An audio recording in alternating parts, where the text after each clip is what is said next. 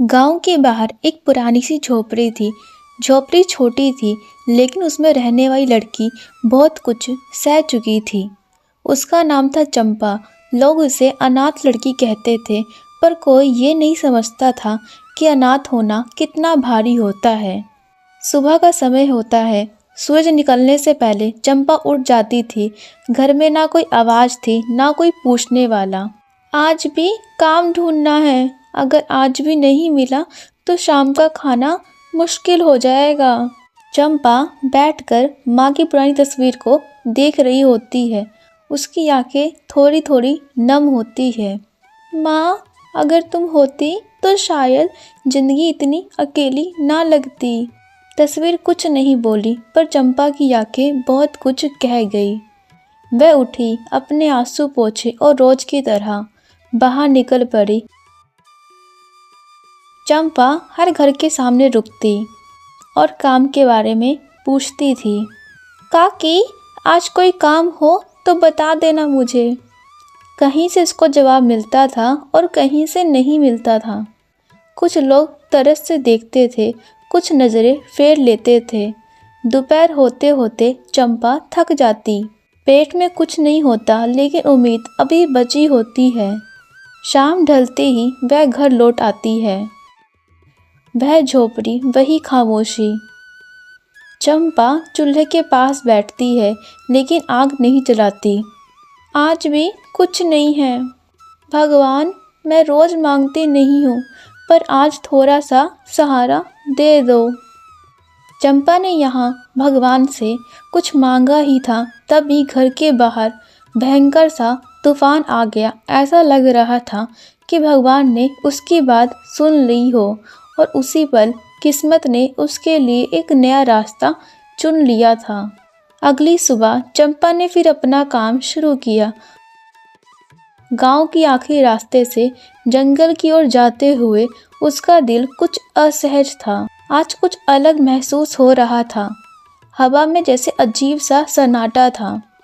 कुछ तो है यहाँ, लेकिन क्या? क्यों दिल इतना बेचैन है आज मेरा? जैसे ही वह झाड़ियों के पास पहुंची, एक कराहने की आवाज़ उसके कानों में पड़ी। ये आवाज़ न सिर्फ दर्द भरी थी, बल्कि कुछ माँ जैसी भी महसूस हो रही थी। कौन है वहाँ? झाड़ियों के पीछे वह देख सकती थी। एक सफ़ेद गाय जमीन पर गिरी पड़ी थी। उसकी सांसें तेज थी, पर पैर में चोट लगी थी और आंखों में एक अजीब सी ममता झलक रही थी। चंपा हिम्मत जुटाते हुए गाय के पास जाती है। आपको क्या हुआ गाय माता? वह गाय को देखती है और गाय के चोट लगी जगह पर थोड़े पत्ते मसल कर लगा देती है। गाय माता, आप तो बहुत घायल हो। मुझे जो आता था मैंने कर दिया, और ये पहले आप कुछ खा लो। चंपा ने थैले में देखा, सिर्फ एक सूखी रोटी थी। आज मैं भूखी रह जाऊंगी, लेकिन आपको ऐसे नहीं छोड़ सकती।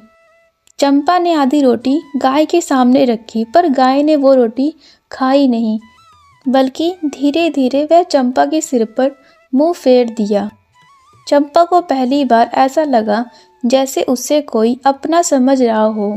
माँ, आज पहली बार ऐसा हुआ कि मैं अकेली नहीं हूँ। और उसी पल चंपा ने समझ लिया, ये गाय सिर्फ एक जानवर नहीं थी, बल्कि कुछ तो था इसके अंदर, कुछ अलग सा, कुछ खास। कुछ समय बाद चंपा अपने घर को वापस चली जाती है। अगली सुबह चंपा उसी जंगल में जाती है। जंगल आज थोड़ा खामोश लग रहा था, पर वहाँ पे कोई भी डरावना सा नहीं लग रहा था। वह गाय के पास पहुँचती है। गाय माता, कैसी हो?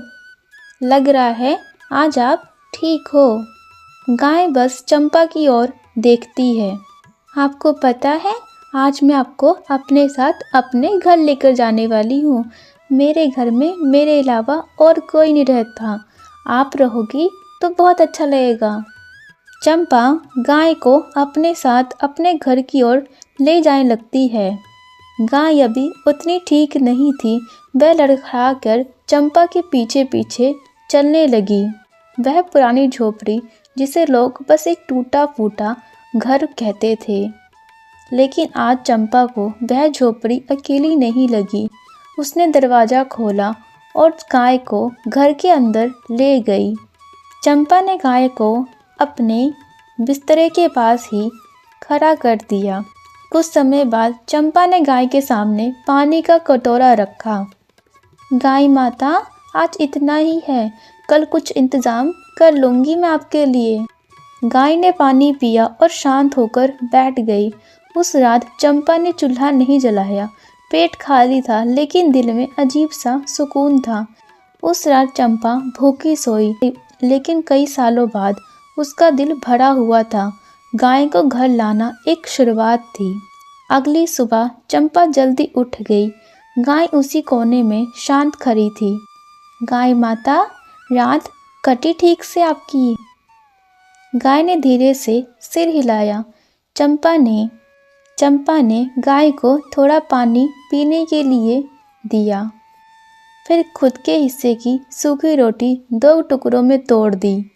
एक टुकड़ा खुद खाया, दूसरा गाय के आगे रख दिया। आज बस यही है, पर मैं कोशिश करूँगी कि आज काम पर से आने के बाद आपको अच्छी रोटी बना के दूँ खाने के लिए, या फिर आपके लिए अच्छा घास लेकर आऊँ। चंपा काम पर गई और लौटकर सीधे गाय के पास बैठ गई। उसने देखा गाय अब थोड़ी संभली हुई लग रही थी। शाम को चंपा बाहर बैठी थी, तभी पड़ोस की बूढ़ी अम्मा झोपड़ी के बाहर रुकी। अरे चंपा, ये गाय कहाँ से? जंगल में मिली थी अम्मा, बहुत कमज़ोर थी, छोड़ नहीं पाई। बूढ़ी अम्मा गाय को देर तक देखती रही। अच्छा किया बेटा, ममता कभी बेकार नहीं जाती, तुम्हारी नीयत बहुत अच्छी है। यह बात चंपा के दिल में घर कर गई। उसे नहीं पता था गांव की नज़र अब उसकी झोपड़ी पर पड़ने लगी थी। कुछ दिन बीत गए। चंपा हर सुबह गाय की देखभाल में लग जाती, घास लाना, पानी देना और धीरे धीरे उससे बातें करना। माँ, अगर आज थोड़ा अच्छा लग रहा हो तो बस खड़ी रहना। गाय अब पहले से ज़्यादा स्वस्थ लग रही थी। एक सुबह चंपा ने देखा गाय के थनों में थोड़ा सा दूध उतर आया है। बहुत ज़्यादा नहीं, बस एक कटोरी भर। इतना ही काफ़ी है माँ, भगवान ने मेरी सुन ली, आप बहुत जल्दी स्वस्थ हो गई हो। चंपा ने वह दूध अपने लिए नहीं रखा। उसे याद आया पड़ोस का वह बच्चा जो कई दिनों से बीमार पड़ा था। उसके घर में इतनी गरीबी थी कि दूध खरीदना उनके लिए सपना था। चंपा ने दूध की कटोरी उठाई और चुपचाप उसके घर चली गई। काकी, बच्चे को थोड़ा पिला देना, दूध बीमारी में ताकत देता है। मेरी गाय ने आज दूध दिया था, मैंने सोचा आपको दे देती हूँ, आपका बच्चा बीमार है। बच्चे की माँ कुछ बोल नहीं पाई, उसकी आंखों से बस आंसू बह निकले। चंपा बिना कुछ कहे वापस लौट आई। उसे नहीं पता था उसका ये छोटा सा फैसला आगे चलकर बहुत कुछ बदलने वाला है। अगली सुबह चंपा फिर जल्दी उठी। गाय शांत खड़ी थी, जैसे सब समझ रही हो। चंपा ने फिर से दूध निकाला। इस बार उसने ज़रा सा दूध अपने लिए रखा ताकि दिन भर का काम करने की ताकत मिल सके। बाकी दूध वह फिर उसी बच्चे के लिए ले गई। बच्चा अब थोड़ा बेहतर लग रहा था। बच्चे की माँ, चंपा, कल के बाद बुखार थोड़ा उतर गया है। तुमने जो दूध दिया था उससे मेरा बेटा कुछ ज़्यादा ही स्वस्थ लग रहा है मुझे। चंपा के चेहरे पर हल्की सी मुस्कान आ गई। उसे समझ आ गया दूध सिर्फ पेट नहीं भर रहा, किसी की उम्मीद भी जगा रहा है। दूध देकर चंपा अपने काम पर चली गई। दिन भर मेहनत के बाद भी उसके मन में एक सुकून था, क्योंकि आज भी किसी की ज़िंदगी थोड़ी आसान हुई थी। शाम होने लगी थी। चंपा काम से थकी हुई घर लौटी। उसने देखा गाय दरवाजे के पास खड़ी थी, जैसे उसका इंतज़ार कर रही हो। चंपा ने प्यार से उसके सिर पर हाथ फेरा। आज दिन भर बहुत काम था माँ। गाय ने धीरे से उसकी ओर देखा। कुछ पल के बाद चंपा अपने घर के अंदर चली गई। उसने गाय को खाने के लिए चारा दिया और खुद खाना खा के सो गई। अगली सुबह जब उसने गाय से दूध निकाला तो आज दूध थोड़ा ज़्यादा था। चंपा ने कुछ पल सोचा, फिर दूध का एक हिस्सा पास के बूढ़े आदमी के लिए रख दिया जो कई दिनों से बीमार पड़े थे और काफ़ी कमज़ोर हो गए थे। चंपा ने वह दूध उस बूढ़े आदमी को दे दिया। बूढ़ा आदमी दूध पाकर बहुत खुश होया। उसके लिए ये दूध किसी वरदान से कम नहीं था, क्योंकि उसके पास इतना भी पैसा नहीं था कि वो खुद के लिए 2 वक्त की रोटी खरीद सकता था। चंपा दूध देकर अपने घर वापस लौट आई। अगली सुबह जब चंपा घर से बाहर आई तो उसने देखा वही बूढ़े बाबा दरवाजे पर खड़े थे। उनके साथ कुछ गरीब गांव वाले भी थे। बूढ़े बाबा धीरे से आगे आए। बेटा, जो दूध तुम मुझे रोज दे रही हो ना, उसकी वजह से मैं अब ठीक हो गया हूँ। चंपा चुपचाप सुनती रही। मुझे पता है तुम्हारी गाय का दूध जादुई है। जो भी उस दूध को पीता है वह ठीक हो जाता है। बूढ़े बाबा की आवाज भर आई। लेकिन बेटा, हम गरीब लोग मुफ्त में नहीं जीना चाहते। उन्होंने पीछे खड़े लोगों की ओर देखा। इसलिए हमने तय किया है, दूध के बदले हम तुम्हें राशन देंगे। किसी ने आटा आगे बढ़ाया, किसी ने दाल। चंपा की आंखों से आंसू बहने लगे। बाबा, मैंने तो बस मदद की थी। और उसी मदद ने हमें फिर से जिंदगी दी है बेटा। बूढ़े बाबा की बात सुनकर वहां खड़े गांव वाले भी धीरे धीरे आगे बढ़ आए। एक बूढ़ी औरत थोड़ी सी सब्जी निकाल कर चंपा के आगे रख देती है। बेटी, इतना ही हमारे पास, पर जो भी है हमने दिल से दिया है तुम्हें। तभी वहां पर एक लड़का आता है और बोलने लग जाता है। चंपा, अब से हम बारी बारी से गाय के लिए चारा लाया करेंगे और पानी भी। अब यह गाय सिर्फ तुम्हारी नहीं, हम सबकी है। चंपा कुछ बोल नहीं पाई। उसने गाय की ओर देखा। गाय शांत खड़ी थी, जैसे सब कुछ समझ रही हो। चंपा ने धीरे से सिर झुका लिया। अगर आप सब साथ में हैं तो मैं भी पूरी कोशिश करूंगी और जितना हो सके आप सबकी मदद करूंगी। गांव वाले धीरे धीरे अपने घर लौट गए। आंगन में सिर्फ चंपा और गाय रह गई।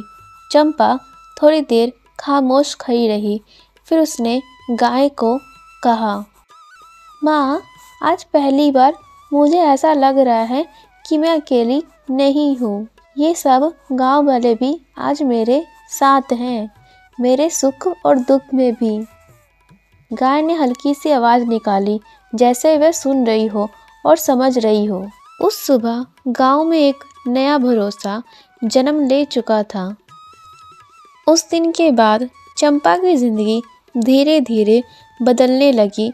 अब सुबह गाय के पास सिर्फ चंपा ही नहीं होती थी।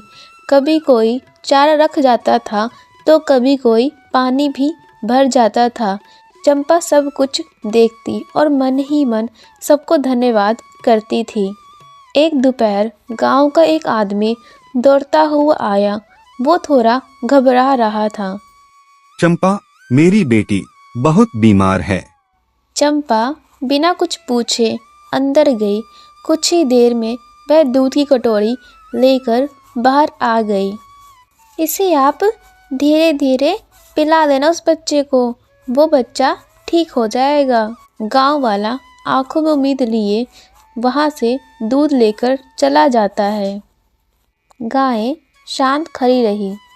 अब चंपा हर गांव वालों की मदद करती थी। जिनका बच्चा बीमार होता था या कोई बुजुर्ग बीमार होता था तो उन्हें गाय के दूध से उनकी मदद करने की पूरी कोशिश करती थी। कुछ साल बीत गए। चंपा अब बड़ी हो गई थी। उसकी शादी गांव के मेहनती किसान रमेश से हो गई थी। गांव में सब खुश थे, लेकिन उसकी प्यारी गाय अब उसके साथ नहीं थी। गाय चली गई थी अपने अगले काम के लिए, जहाँ किसी की ज़रूरत थी उसे। चंपा थोड़ी उदास थी, लेकिन खुश भी। माँ, तुम अब साथ नहीं हो, लेकिन मैं जानती हूँ तुम हमेशा मेरे दिल में रहोगी और मुझे कभी भी अकेले नहीं रहने दोगी, भले तुम आज मेरी नज़रों से कितना भी दूर क्यों ना हो। उस दिन चंपा ने पहली बार महसूस किया कि सच्चा जादू और सच्चा प्यार क्या होता है।